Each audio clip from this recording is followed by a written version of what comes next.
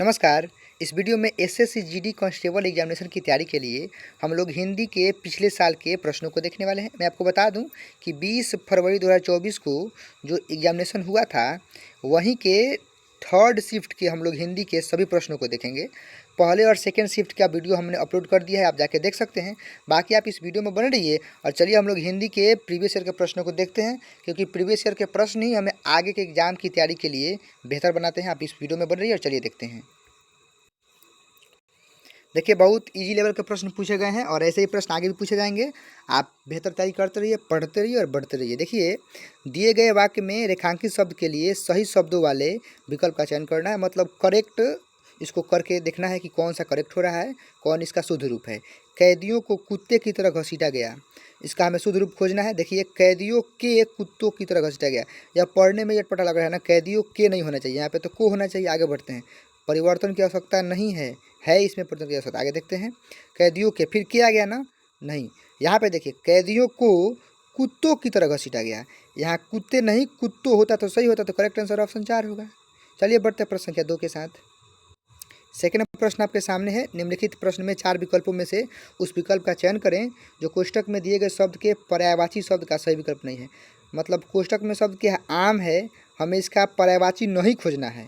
मतलब साफ है कि जो भी पर्यायवाची होगा वह उत्तर नहीं होगा, उसका उल्टा उत्तर होगा। चलिए बढ़ते हैं। मेरे परिवार में सभी को आम खाना बहुत पसंद है, मतलब जो कोष्टक में आम है इसका हमें खोजना है कि कौन पर्यायवाची नहीं है। देखिए, रसाल होता है, फलराज होता है, अति सौरभ होता है, यह अंकुशी नहीं होता है, इसीलिए यहाँ पर करेक्ट आंसर ऑप्शन 3 हो जाएगा। देखिए, आप प्रश्नों के लेवल को देखिए और पैटर्न को समझिए। वाक्यों के शुद्धिकरण से, पर्यायवाची शब्द से, आगे विलोम शब्द, बहुत सारे प्रश्न आएंगे। आप इसका प्रिपरेशन करते रहिए अपने असर से। चलिए स्क्रीनशॉट कर सकते हैं। बाकी बढ़ते हैं प्रश्न संख्या 3 के साथ। चलिए तीसरा प्रश्न भी सामने है। दिए गए वाक्य में उचित देशज विदेशज शब्द का चयन करके पुष्टि करें। देशज विदेशज, ठीक है। वाह, तुम तो बड़े डैश बन गए। थिएटर नहीं, देशज विदेशज तो होता नहीं है। जो आम बोलचाल की भाषा में बोला जाए उसी को देशज बोलते हैं। नीलाम बन गए, कोई बहुत बड़ा नीलाम बन गया।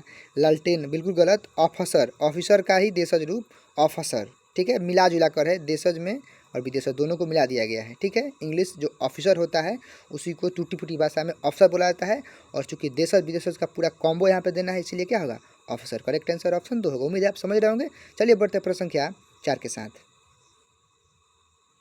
4 नंबर प्रश्न सामने आपके। दिए गए वाक्य में तत्सम शब्द का चयन करके हमने पहले वीडियो में बताया कि उत्पत्ति की दृष्टि से शब्द 4 प्रकार के होते हैं। तत्सम, तद्भव, देशज, विदेशज। वर्तमान में तत्सम की बात करते हैं। तत्सम 2 शब्द से बना है, तत् और सम। तत् का मतलब वही होता है और सम का मतलब बराबर। तो संस्कृत के जब शब्दों को ज्यों कहते हैं हिंदी में प्रयोग कर दे, जैसा कहते हैं वैसा हिंदी में ला दे, उसको तत्सम कहते हैं। तो सिंपल सी बात है कि हमको इसमें संस्कृत का शब्द खोज लेना है। भिखारी को डैश दे दो। हालांकि यह जनरल समझ पे आधारित है कि भिखारी को भिक्षा दिया जाता है। भ्रमर नहीं होगा, भू नहीं होगा, भिक्षुक तो होगा ही नहीं, भिक्षा। और भिक्षा तत्सम शब्द भी है, मैंने संस्कृत का भी शब्द है, हमने बता दिया, आप समझिएगा। अब देखिए, जनरल समझ पे आधारित है कि भिखारी को भिक्षा दे दो। चलिए बढ़ते हैं प्रश्न संख्या 5 के साथ। देखिए 5 नंबर है, मुहावरे का हमें अर्थ बताना है। बहुत लंबे लंबे प्रश्न आप पढ़ लीजिए, मुहावरे से प्रश्न आएंगे, आप बिल्कुल प्रिपेयर रहिए। हम सब पढ़ेंगे वीडियो के माध्यम से। कहा सुनी होना, ये मुहावरा है, इसका हमें अर्थ बताना है। वश न चलना, प्यार जताना, ये तो होगा ही नहीं। दुखी हो जाना, वाद विवाद होना, होता है ना कि उससे मेरा कहा सुनी हो गया, मतलब वाद विवाद हो गया, बकझक हो गया। करेक्ट आंसर ऑप्शन 3 हो जाएगा। आगे बढ़ते हैं। चलिए, जिस प्रकार पर्यायवाची शब्द था उसी प्रकार कहने का मतलब वही है, और विलोम शब्द हमें खोज लेना है, ठीक है। जो यहाँ पे रिक्त स्थान में उसका विलोम पढ़ते हैं। सफ़र के दौरान हमने देखा कि फलों से औनत डैश डाली या धरती को चूम रही थी। सिंपल बात है कि औनत, औनत का विलोम क्या, उन्नत होता है, आप तो करेक्ट जानते होंगे।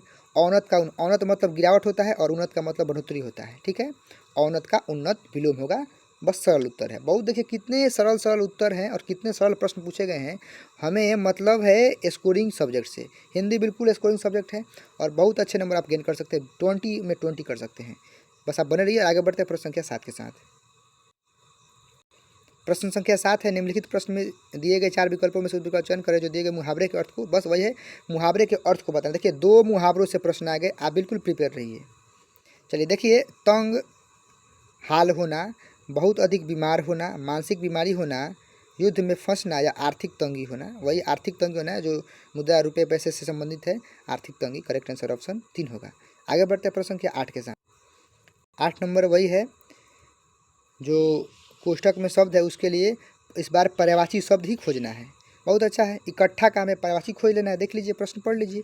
इकट्ठा का पर्यायवाची आदर कभी होगा, स्वीकृत होगा, संकलित होगा। संकलित का मतलब तो और कलेक्ट करना, समेकित, सॉरी समवेत, समवेत उसको सहेजना, इकट्ठा करना, बटोरना, ठीक है। तो इसीलिए इकट्ठा का पर्यायवाची समवेत होगा।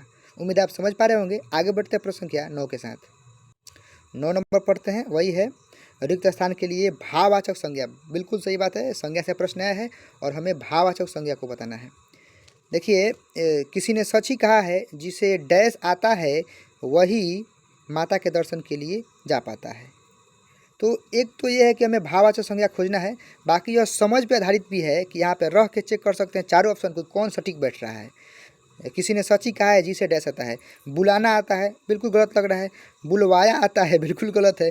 बुला आता है, ये भी गलत है। बुलावा आया है, समझ रहे हैं ना, आता है। तो किसी ने सच ही कहा है, जिसे बुलावा आता है वही माता के दर्शन के लिए जाता है या जा पाता है। सही बात है ना। करेक्ट आंसर ऑप्शन 3 हो जाएगा और बुलावा भाववाचक संज्ञा भी है। चलिए बढ़ते हैं प्रश्न संख्या 10 के साथ। प्रश्न कह रहा है कि जो रेखांकित शब्द है यहाँ पे श्याम, इसका हमें विलोम बताना है। देखिए, प्रश्न के पूछने का पैटर्न कितना अच्छा है, देख लीजिए। डायरेक्ट ये श्याम क्या प्रश्न भी पूछ सकता था कि बताइए विलोम क्या है, श्याम क्या, लेकिन देखिए कितना अच्छे ढंग से पूछा है। कृष्ण जी को उनके रंग के कारण श्याम भी कहते हैं और श्याम का संबंध विलोम में श्वेत से होता है। श्याम श्वेत, श्याम का मतलब सांवला, श्वेत का मतलब सफ़ेद, उजला। करेक्ट आंसर ऑप्शन यही हो जाएगा। आगे बढ़ते हैं प्रश्न संख्या 11 के साथ। देखिएगा 11 नंबर है कि वही है जो रिक्त स्थान के लिए सही शब्द वाला शब्द खोजना है हमें।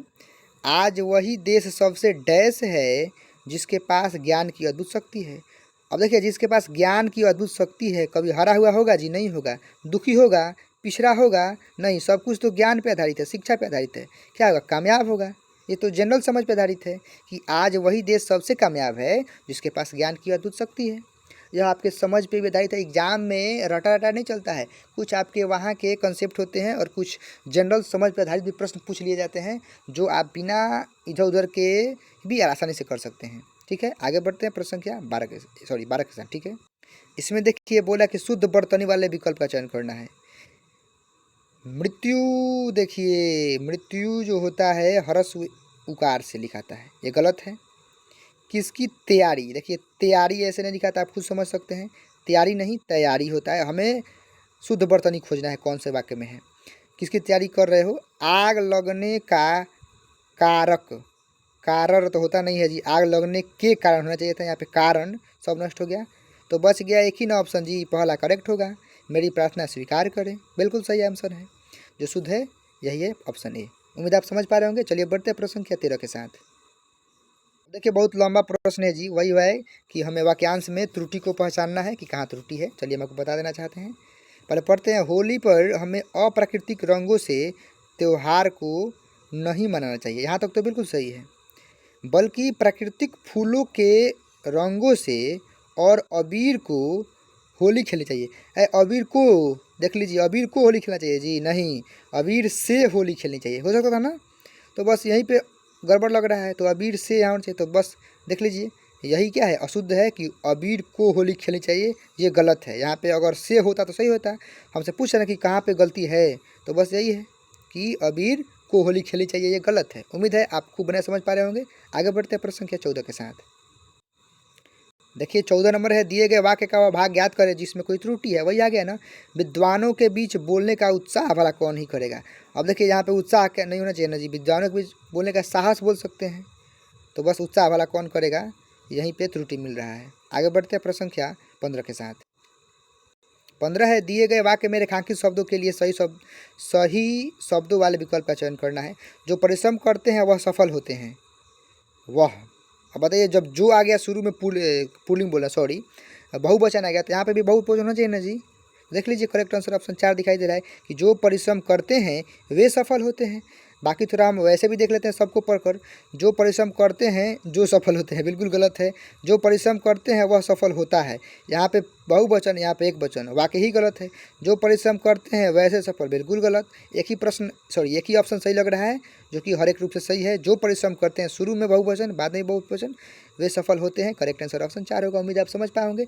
चलिए 16 नंबर से प्रश्न को देखते हैं। यहाँ से जो कॉम्प्रिहेंशन है वैसे टाइप के प्रश्न पूछे गए हैं और आगे भी पूछे जाएंगे, देखते रहिए। देखिए ऐसे प्रश्न को पहले तो आपको बिल्कुल इत्मीनान से 1-2 मिनट देकर अच्छे से पढ़ लेना है, और बाकी जनरल समझ, पूरा नहीं भी पढ़िएगा ना तो बस यहाँ के शुरू वाले 2-3 शब्द को पढ़कर इसका उत्तर दे सकते हैं। आप इसका स्क्रीनशॉट कर लीजिए। मैं आपको बताना चाहता हूँ, ऐसे ही पूछ रहा है, हमेशा पूछेगा रिक्त स्थान 1 के लिए सबसे उपयुक्त चयन कीजिए, रिक्त 2 के लिए, 3 के लिए, ऐसे करेगा। तो चलिए मैं आपको बताता हूँ, यहाँ पे पढ़ लीजिए। इतिहास साक्षी है कि किसी राष्ट्र का गौरव तभी डैश रहता है। बस आगे मत पढ़िए, इसको देखिए। डैश रहता है जी, तो 1 नंबर के लिए पूछ रहा है कि क्या रहता है, तो देख लीजिए क्या रहता है। किसी देश का, एक बार हम थोड़ा पढ़ लें। हाँ, किसी राष्ट्र का गौरव तभी डैश रहता है। तो किसी राष्ट्र का गौरव तभी क्या जी, निद्रा रहता है, प्रतीक्षा रहता है, जागृत रहता है, चेतन नहीं। ठीक है, करेक्ट आंसर ऑप्शन ए होगा। किसी राष्ट्र का चेतना तभी जागृत रहता है। ठीक है, आगे बढ़ते हैं। चेतन नहीं था, गौरव था। वैसे ही 2 नंबर के लिए हम लोग पढ़ते हैं, देख लीजिएगा 2 नंबर ऑप्शन।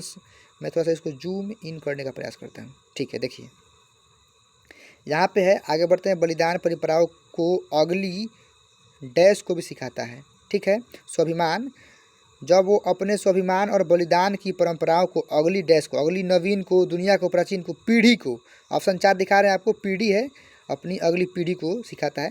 हम तो यही कहें कि आप स्क्रीनशॉट करके पढ़ लीजिए और ऑप्शंस के साथ टिक करते रहिए। ठीक है, और बाकी जनरल है यह। वैसे ही 3 नंबर पहले पढ़ लीजिए। कह रहा है कि इन्हें इसके लिए डैश प्रेरित करता है। ठीक है, तो ऑप्शंस पढ़ते हैं।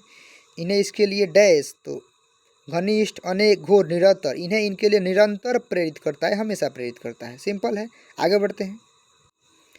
आगे है 4 नंबर के लिए, किसी राष्ट्र का भविष्य तभी डैश होता है। ठीक है, किसी राष्ट्र का भविष्य तभी डैश होता है। तो देखिए तो क्या होता है जी, किसी राष्ट्र का भविष्य तभी मालूम होता है, निजता होता है, चिंताजनक होता है कि उज्ज्वल होता है।